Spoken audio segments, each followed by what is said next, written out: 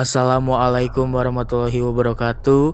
Shalom, Om Swastiastu, Namo Buddhaya, salam kebajikan bagi kita semua. Selamat pagi teman-teman, kami dari kelompok 1 ingin mempresentasikan tentang pengertian dan sejarah komputer.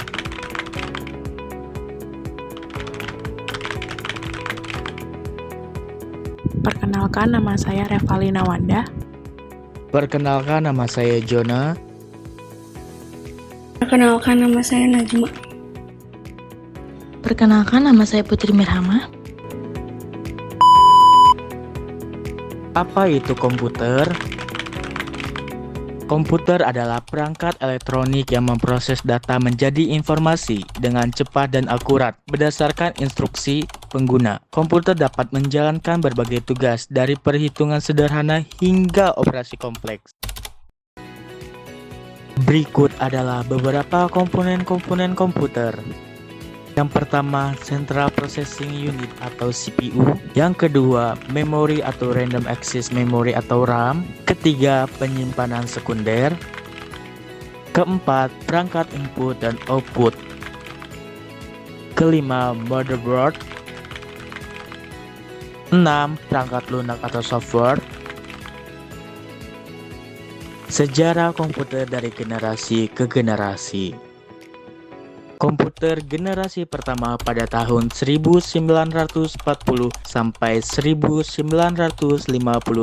Generasi pertama dimulai ketika komputer digunakan dalam akademi dan militer, seperti komputer Anna Softberry dibuat pada tahun 1937 untuk menyelesaikan sistem persamaan linear, dan komputer Oculus untuk memecahkan kode rahasia Jerman Nazi. Ciri-ciri komputer generasi pertama menggunakan tabung vakum serta tidak portable dan sulit dioperasikan. Kedua, ukuran fisik yang sangat besar dan konsumsi daya yang sangat tinggi. Ketiga, memori utama menggunakan magnetic drum atau punch card. Keempat, bahasa mesin. Kelima, kecepatan pemrosesan yang lambat dan biasanya digunakan untuk keperluan militer atau penelitian. Hello, I'm John Gustafson, and this is Charles Ford, and this is a replica of the first electronic visual computer, the Atmel Software Computer. The Atmel Software Computer, or ABC, was built at Iowa State in 1939 and 1942. This replica was completed in 1997. Using this replica, we will take you through a complete example of using an instrument called Verilog. Each of these vacuum tube assemblies does the arithmetic for one number. You can see 15 of them here, and there are 15 just behind them. The construction is modular, like it is in modern computers. The modules operate in parallel, so the ABC was not only the first electronic visual computer, but the first parallel computer as well. The ABC can hold 3 equations at once, one on each of these drums. The ABC was the first computer to use binary digits or bits to store numbers.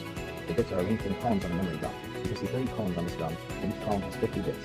So the entire storage of the computer is 2,000 bits. That's about a third of a kilobyte. Komputer generasi kedua pada tahun 1956 sampai tahun 1963. Generasi kedua dimulai ketika transistor menggantikan tabung vakum. UNIVAC diperkenalkan ke publik pada tahun 1951 untuk penggunaan komersial. Kemudian pada tahun 1953, IBM memulai bisnis komputernya dengan merilis IBM 650 dan IBM 700. Ciri-ciri komputer generasi kedua: 1. Menggunakan transistor dan penggunaan sistem batch processing. 2. Ukuran lebih kecil, lebih efisien, lebih cepat, dan andal. 3. Memori magnetik dan ada peningkatan kapasitas penyimpanan. 4. Penggunaan dalam berbagai bidang. 5. Bahasa pemrograman tingkat tinggi.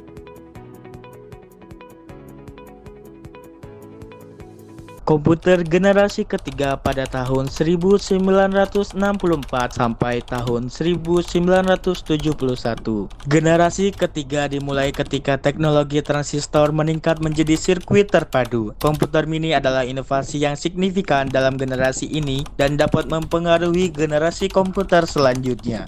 Ciri-ciri komputer generasi ketiga: pertama, menggunakan sirkuit terpadu atau IC dan penggunaan sistem operasi. Kedua, ukuran lebih kecil, portabilitas lebih baik, dan konsumsi energi lebih efisien. Ketiga, kecepatan pemrosesan yang lebih tinggi. Keempat, peningkatan kapasitas memori dan multiprogramming. Kelima, interaksi pengguna yang lebih baik.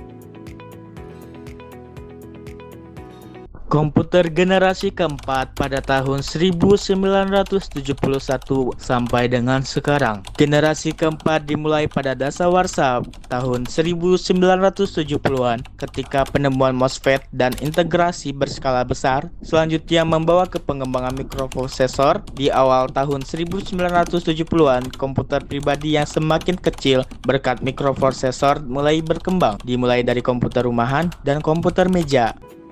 Ciri-ciri komputer generasi keempat: 1. Menggunakan mikroprosesor dan sistem operasi yang lebih canggih. 2. Ukuran lebih kecil dan portabilitas. 3. Peningkatan kecepatan dan kinerja, serta memori semikonduktor. 4. Penggunaan chip FLSI dan ULC.